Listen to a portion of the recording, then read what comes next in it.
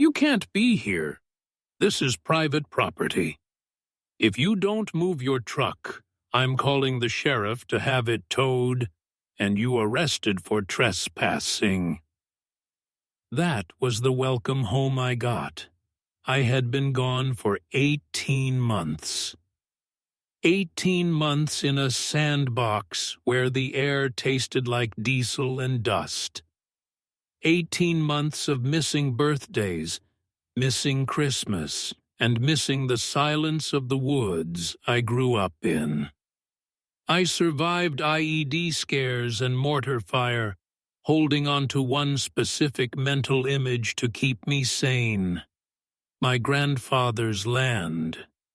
10 acres of pristine, untouched forest in the Pacific Northwest. A place where the only noise was the wind in the pines. I drove straight there from the base. I didn't even shower. I just wanted to stand on my dirt. But when I pulled up to the access road, the road was gone. In its place was a gate, a massive wrought-iron monstrosity with gold lettering that read, "The Estates at Whispering Pines."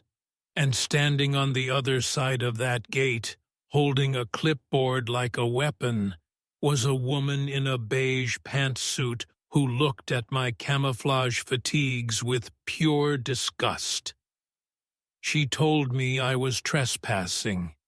She told me the land, my land, the land my grandfather bought with his GI Bill money in 1955, had been sold. I laughed at her. I thought it was a joke. I thought maybe I was hallucinating from jet lag. But then she pulled out a laminated map of the new development, and there, right where my cabin should have been, was a shaded square labeled Future Clubhouse. "Honey," she sneered, looking over her rimless glasses, "that land was abandoned. The HOA acquired it legally to expand our footprint. It's gone. Now, turn around or you're going to jail." I didn't turn around, but I didn't scream either. I just looked at her.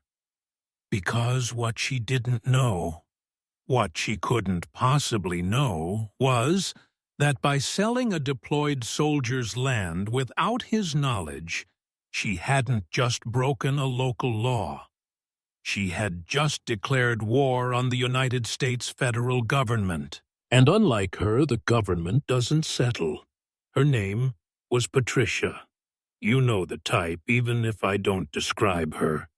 The kind of woman who treats service workers like furniture and thinks HOA bylaws supersede the Constitution. I stepped out of my truck. I was still in my OCPs.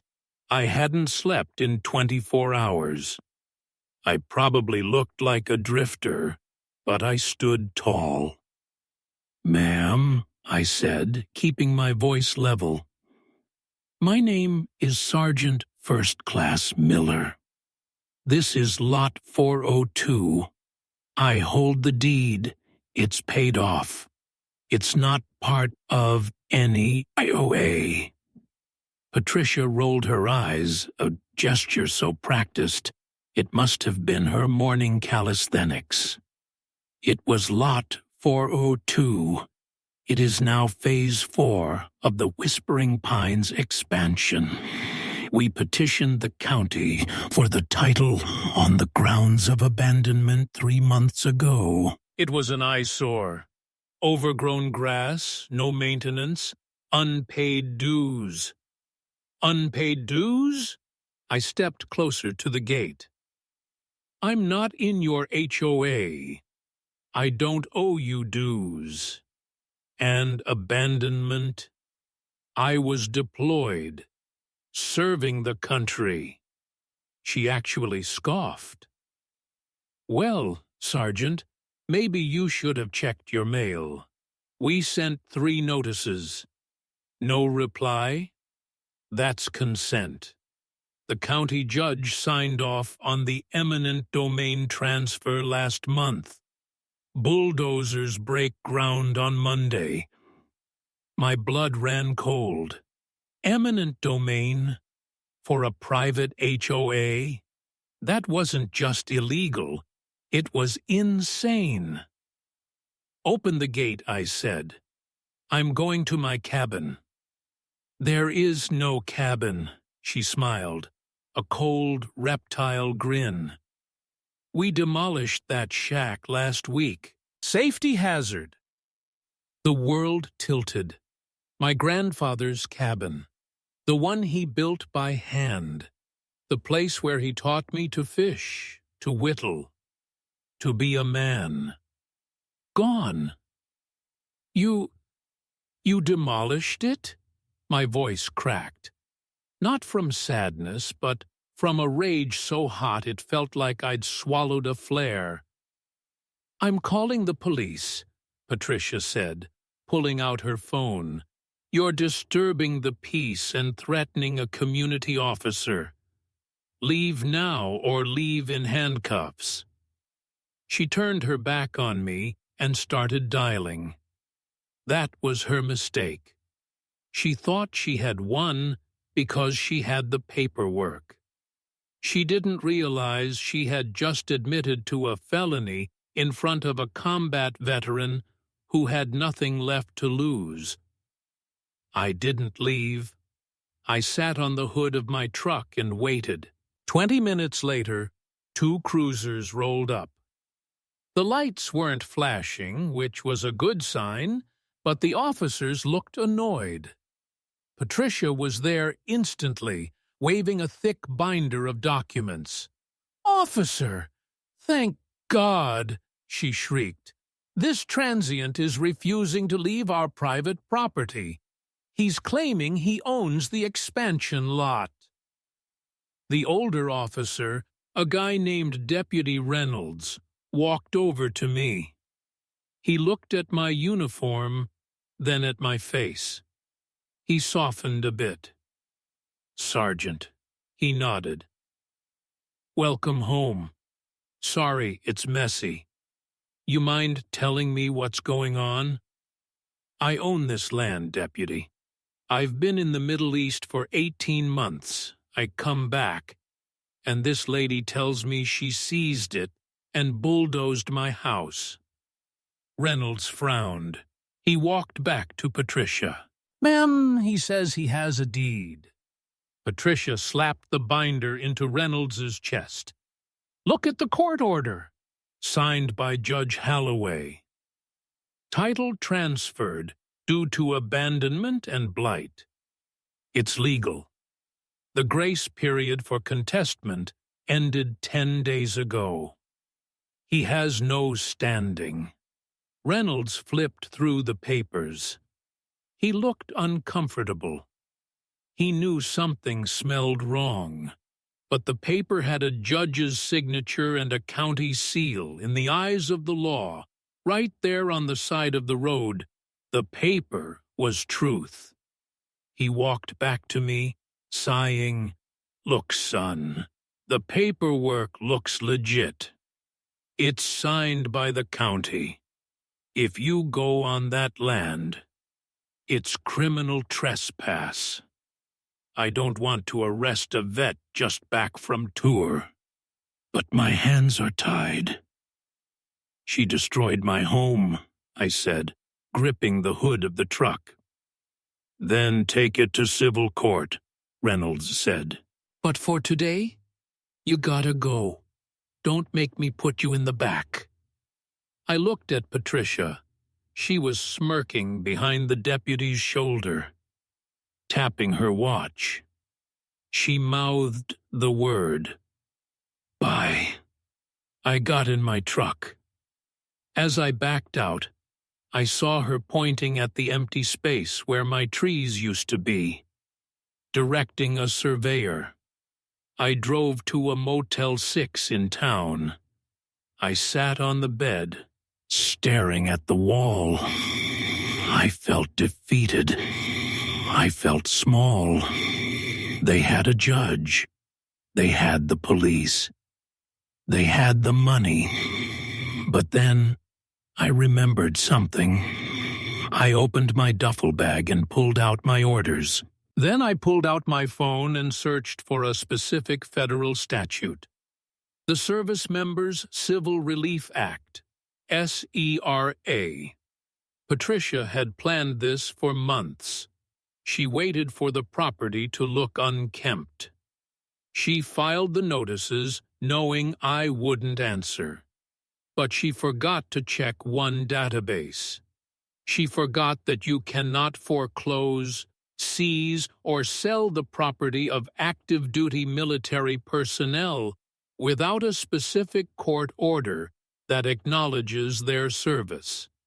She didn't just steal my land. She walked into a legal minefield. The next morning, I didn't go to the land. I went to the county clerk's office. I requested the entire file on Phase 4 acquisition. The clerk, a nice lady named Sarah, who noticed my ID, waived the fees. "You're the one Patricia is bragging about beating?" she whispered. "Honey, she's been eyeing that lot for 5 years. She wants to put a pool and a clubhouse there because the view is better." I went through the files. It was a masterclass in bureaucratic bullying. First, the notices. They sent certified letters to the property address, the address where no one lived because I was deployed. They came back undeliverable. Second, the blight claim. They took photos of overgrown weeds, it's a forest, and unauthorized structures, my cabin. Third, and this was the smoking gun, the fraud. On the affidavit for the title transfer, there is a box that asks, "Is the property owner currently on active military duty?" Patricia had checked no, and right below it, she had signed an affidavit stating she had performed due diligence to verify this. She lied to a judge on a federal document. But as I dug deeper, I found something stranger. The survey maps. My grandfather's land was 10 acres, but the HOA was claiming 12. They had redrawn the lines to include a strip of dense woods on the north side, bordering the state forest. I looked closer at the old maps from the 1950s. That strip wasn't state forest. It was a Department of Defense easement. My grandfather bought the land from a guy who used to work for the nearby Army Depot. The depot closed in the 90s, but the government never sells land if they think they might need it again. They keep easements, strips of land that act as buffers or access routes. The HOA's new grand entrance and gate, the one I stood in front of yesterday, was built 3 feet over the property line. They weren't just on my land. They had built their main gate on federal government property. I wasn't dealing with just a thief. I was dealing with an idiot. I needed to confirm her intent. I needed her to double down. I called her office. "Patricia, it's Miller. We need to talk." She agreed to meet at a coffee shop, probably thinking I was there to surrender. She brought a man with her, a slick guy in a cheap suit. "This is Mr. Henderson," she said, "our HOA attorney." "Look, Mr. Miller," Henderson started. "We understand this is emotional, but the development is already approved. The contracts are signed. We can't undo it. You stole my land while I was at war. I said. Patricia sighed. We improved the community. That land was a dump. Now look, we're reasonable people. We're willing to offer you a settlement. She slid a check across the table. $15,000. My land was worth at least $250,000. The timber alone was worth $50K. Take it, she said. Buy a nice truck, move on. Or you can spend 10 years in court, go bankrupt, and lose anyway. We have the judge's ear, Miller. You're just a grunt. You checked the no box, I said quietly, on the military affidavit. For a second, her eyes flickered, just a micro-expression of fear, but she masked it quickly. You weren't living there. You were gone. That's abandonment. I was deployed, and you built your gate on the easement, I added. Henderson, the lawyer, suddenly stopped drinking his coffee. He looked at Patricia. What easement? There is no easement, Patricia snapped, too quickly. It's old maps. We had it resurveyed by my guy. Your guy? I smiled. Does your guy know about the Federal Boundary Line Act?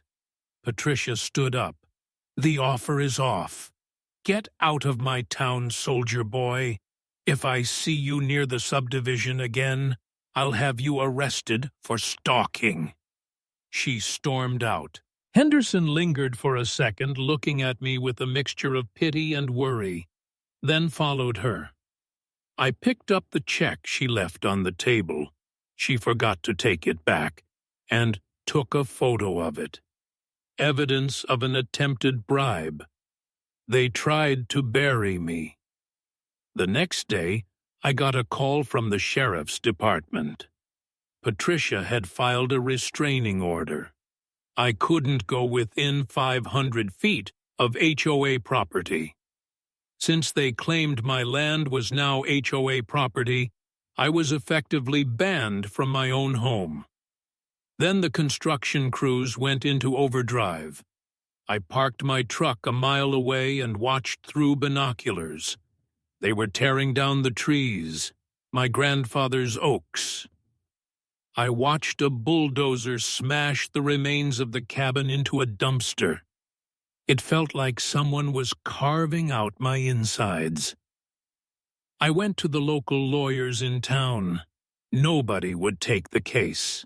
Patricia's husband is on the city council, one told me, and Judge Holloway golfs with the developer. You can't win this locally. I felt the walls closing in. I was bleeding money on the motel. I had no home. My history was being erased by a bulldozer. But then, the HOA made a fatal slip-up. In their rush to pave the new road, which ran right through my living room, they dug a trench for sewage. They dug it deep, and they dug it right across that northern strip. I went back to the motel and made a phone call, not to a lawyer, to the nearest military installation's JAG office. And then I called the Army Corps of Engineers. I got a meeting with Captain Vance. He was a JAG officer, a military lawyer, sharp, young, and hated injustice. I laid it all out. The deed, the deployment orders, the photos of the destruction, the SCRA violation. Vance looked at the paperwork. His face went red. They foreclosed via eminent domain while you were in country. Yes, sir. And they checked no on the military status affidavit. Vance stood up. That is a violation of federal law. The penalty is fines and imprisonment, but He paused. The civil court process to reverse the title transfer could take months. They'll have the houses built by then. I know, I said. That's why I need you to look at this. I rolled out the 1955 survey map and the 1990 depot closure map. I pointed to the northern strip. They built their main gate and their sewage line here. Vance squinted. He pulled up a digital map on his computer. He overlaid the coordinates. He started laughing. It wasn't a happy laugh. It was a predatory laugh. That's not just an easement, Vance said. That's a fiber-optic trunk line corridor for the DOD. It's dormant, but it's federal property. They just dug a sewage trench over a military comms line. Yes, sir. Vance picked up his phone. I'm calling the Provost Marshal, and I'm calling the Corps of Engineers. Sergeant, do you still have your uniform? Yes, sir. Press it. We're going to a meeting. The Phase 4 groundbreaking ceremony was scheduled for Saturday. Patricia had set up a podium, balloons, and a giant ribbon right in front of the new gate, the gate that stood on federal land. The whole town was there. Potential buyers, the mayor, the corrupt judge. Patricia was at the mic, glowing. This expansion represents the future of Whispering Pines, she beamed. We took a neglected, abandoned eyesore and turned it into paradise. I was standing at the back of the crowd, but I wasn't alone. Behind me were 2 Humvees. Beside me was Captain Vance in his dress blues. And behind him were 4 military police officers and a surveyor from the Corps of Engineers wearing a hard hat and a high-vis vest. As Patricia raised the giant scissors to cut the ribbon, Captain Vance keyed a megaphone. Ladies and gentlemen, please step away from the gate. The crowd turned. The silence was absolute. Patricia dropped the scissors. What is the meaning of this? She screeched. This is a private event. Vance walked forward, the crowd parting like the Red Sea. I walked right beside him. Ma'am, Vance projected, his voice booming. I am Captain Vance, United States Judge Advocate General's Corps. You are currently standing on federal property. This is HOA land, she yelled, pointing at the judge. Tell him, Harold. The judge looked like he wanted to melt into the asphalt. Furthermore, Vance continued, ignoring her, this subdivision expansion was acquired in violation of the Servicemembers Civil Relief Act. You knowingly filed false affidavits regarding Sergeant Miller's active duty status. That is federal fraud. He abandoned it, Patricia pointed at me. I was in Syria, I shouted, finally letting the anger out.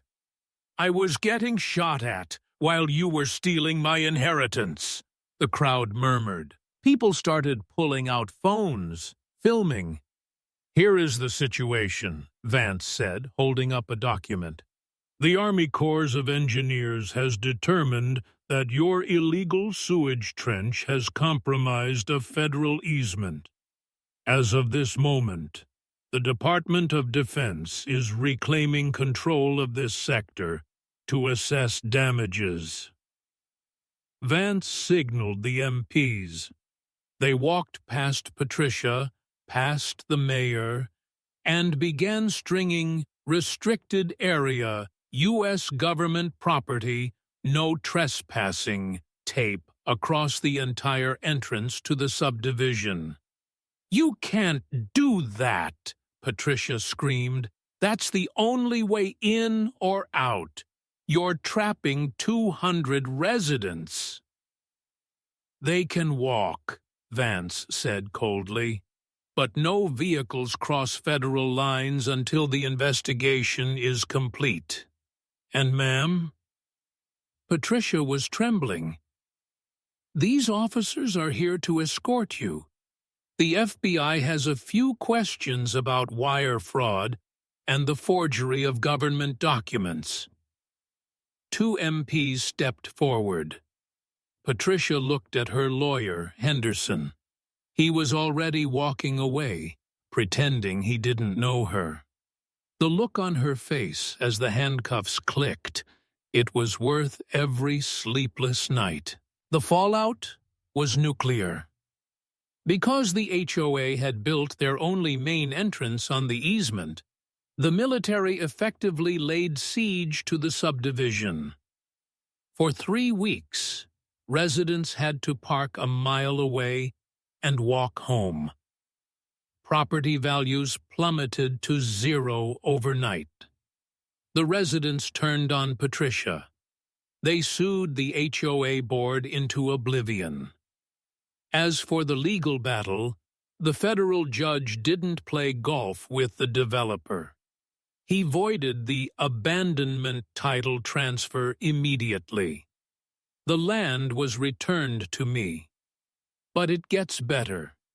Because the HOA had destroyed my cabin and trees, the court awarded me treble damages, triple the value, for willful destruction of property, plus punitive damages for the SCRA violation.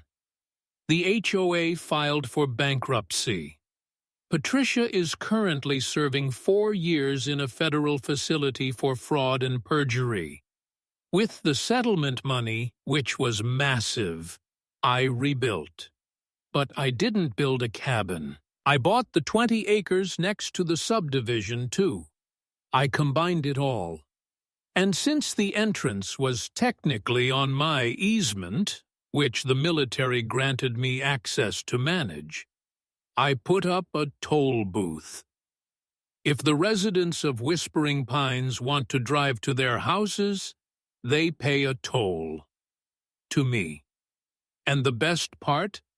I donated a chunk of the land to a veterans' charity to build a firing range. So now, every Saturday morning at 7:00 a.m., the residents of Whispering Pines wake up not to the sound of birds, but to the sound of freedom ringing out from the rifle range next door. The moral of the story: if you see a plot of land that looks abandoned, maybe check if the owner is overseas fighting for your right to be a Karen.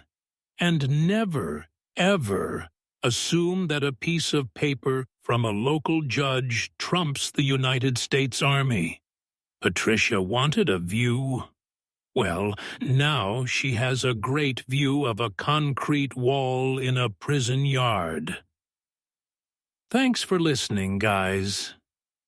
If you enjoyed this revenge, hit that like button and let me know in the comments.